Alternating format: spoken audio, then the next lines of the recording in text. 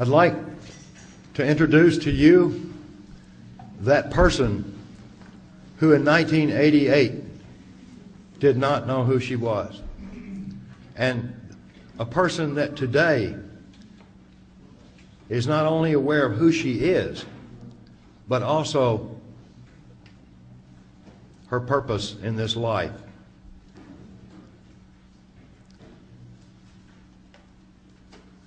I would also like to introduce a person who changed my life forever. Cathy Obrien, thank you.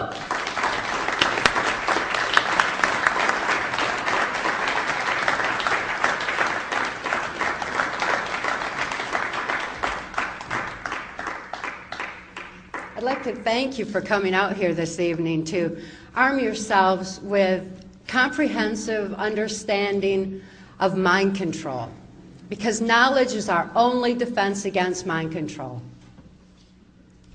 Knowledge is our only defense against it, which is exactly why it's being suppressed under the 1947 National Security Act. There's a small handful of criminals that are in control of our government and in control of our country, that are in control of our information, and they're suppressing pertinent facts such as mind control and hiding under the National Security Act. That's national security that's threatening the security of our nation when it allows for crimes against humanity like tortures to continue, when it allows for mass mind control mechanisms to go into place through social engineering that keeps us all warring with each other and not really understanding exactly what it is that's going on in our world. We all formulate our thoughts, our opinions, and ultimately our actions based on what we know. And when our knowledge base is altered, we're left to superstition, conjecture, and ultimately fear. And fear is a strong basis for mind control, whether it's a kind of mind control that is the mass mind control over a whole society, or if it's the kind of absolute robotic mind control that I experienced under MK Ultra on a White House Pentagon level. I feel very fortunate to have recovered from my mind control victimization and to have a clear view of what's actually going on behind the scenes of what Adolf Hitler and George Bush termed a New World Order. It makes perfect sense to me what I'm seeing in society today. And the truth that set me free from the absolute mind control that I experienced can also set you free from any kind of fear that you're experiencing through what is happening in our society and in our world today. It can also free you from any kind of trauma that you've experienced in the past. It can also free you from information control that has left you wondering what in the world is going on today. I'd like to provide a comprehensive view of exactly what mind control entails based on my victimization in mind control and also my recovery from it. Because the mind-expanding abilities that I gained in my recovery process are abilities that each and every one of you would be able to use to gain a better understanding, to know what's going on in the world, and empower you to make a positive difference in your own lives and in your own walk of life, in your own society, your own family, and affect those that you love as well. In 1957, I was born into a multi-generational incest-based family. My father had been sexually abused. His mother was a prostitute.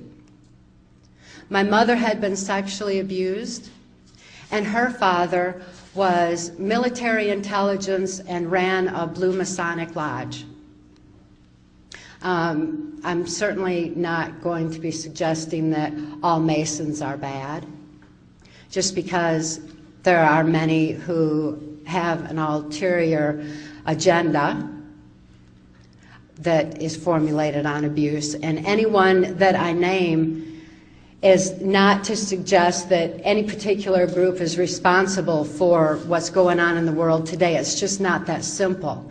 There's good and bad in everything, and it weaves in and out of society. And in my situation, I thought that the whole world was involved in abuse. And as a very young child, I had hoped that there was some place in the world where people didn't abuse their children. I thought that perhaps that could actually happen because that's what I felt in my heart. And yet, with my whole environment saturated and my view was narrow to my own environment, I lost hope that there was a place where people didn't abuse each other. The sexual abuse that I endured as a child began at a very early age. And it was before I could actually think to understand that my father's sexual abuse was bad. I couldn't judge morally what he was doing was wrong in any way whatsoever.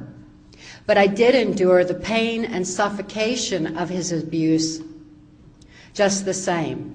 And my body automatically responded to that pain and to that suffocation by developing a disorder which is known as dissociative identity disorder. This disorder was formerly termed multiple personality disorder.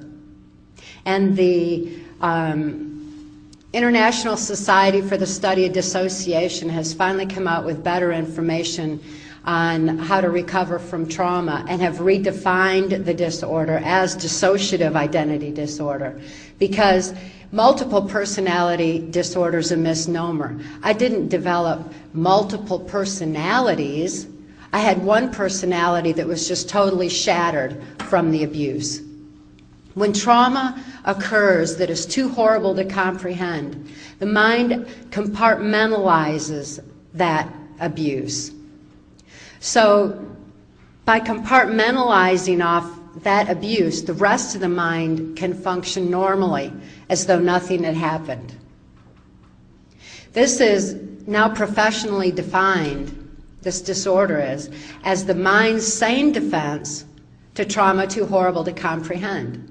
It's not something that as a very, very young child I thought to develop and used as a psychological protective mechanism. Instead, it's what my brain automatically did in order to deal with the extensive abuse that I was experiencing.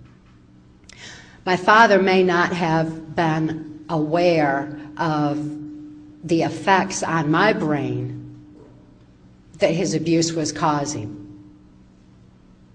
Not until much later, when his sexual abuse used as expanded into child pornography.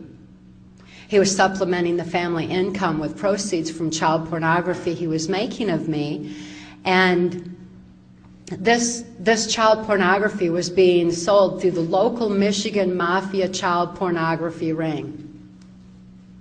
Well, back then, this was just right around the age of 6, so this was like now into the early 60s. And a local politician was actually sanctioning this child pornography ring in order to target children like myself for MK Ultra mind control.